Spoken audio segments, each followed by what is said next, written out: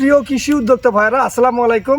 দেখতে পাচ্ছেন যে আমরা অটোক্রপ কেয়ার লিমিটেডের সেই সেরা যে একটা ফলন বৃদ্ধির সেরা একটা পদ্ধতি গ্রোম্যাক্স, আমরা এই প্রদর্শনী প্লটে আমরা এসেছি। প্রদর্শনী প্লটের নাম হলো গ্রোম্যাক্স। আপনারা জানেন যে গ্রোম্যাক্সে আমরা গত 2-3 বছর থেকে আমরা এটা করে আসছি এবং এখানে ফলনের ব্যাপক একটা পার্থক্য হয়। সেই হিসেবে আবার আমরা আজকে এই যে নতুন যে জমিটা আমরা নির্বাচন করেছি, এর আগে আপনারা দেখেছেন যে এখানে আমরা গ্রানাইট ব্যবহার করেছি, 15 দিন বয়সে গ্রানাইট ব্যবহার করেছি।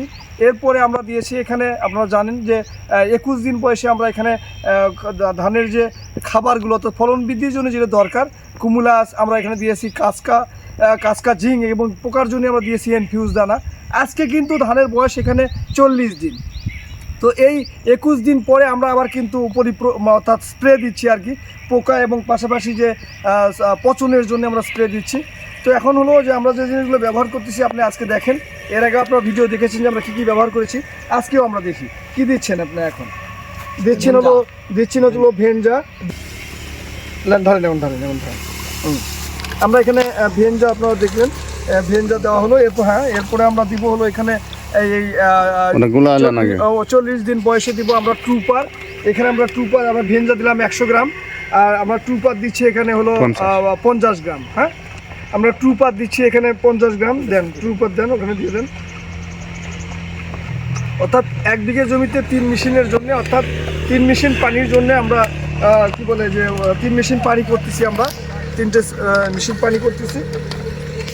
তারপরে দেন নাভারা দেন। আরেকটা প্রোডাক্ট দিচ্ছি আমরা পচনের যে প্রোডাক্টটা, আপনারা জানেন যে ধানের যে পচন রোগ, অর্থাৎ নাভারা আমরা দিচ্ছি এখানে পচন রোগ এর জন্য, যেন পচন যেন না আসে।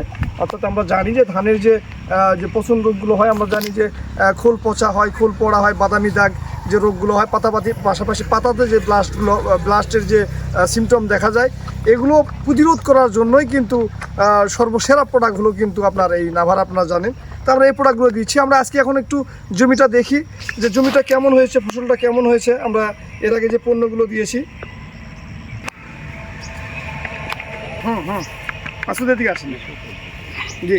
আমরা একটু আমাদের অটোক্রপ কেয়ার লিমিটেডের আমাদের এই মান্দা থানার আমাদের পরিবেশক, সুনামধন্য পরিবেশক মেসার্স জেবা ট্রেডার্সের যে পরিবেশক, উনি হচ্ছেন জুবায়ের হোসেন।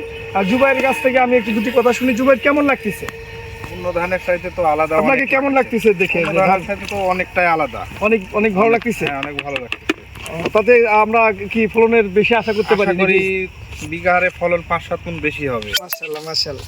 তো আমরা এই পর্যায়ে আরেকজন, আমরা আমাদের সব থেকে সিনিয়র যে ব্যক্তি, তিনি হলেন মেসার সুমন ট্রেডার্সের আমাদের পরিবেশক, সুমন ট্রেডার্স প্রোপাইটার মোহাম্মদ জালাল উদ্দিন। আমরা জালাল ভাইয়ের কাছ থেকে জালাল ভাইকে মাঠে নিয়ে এসেছি।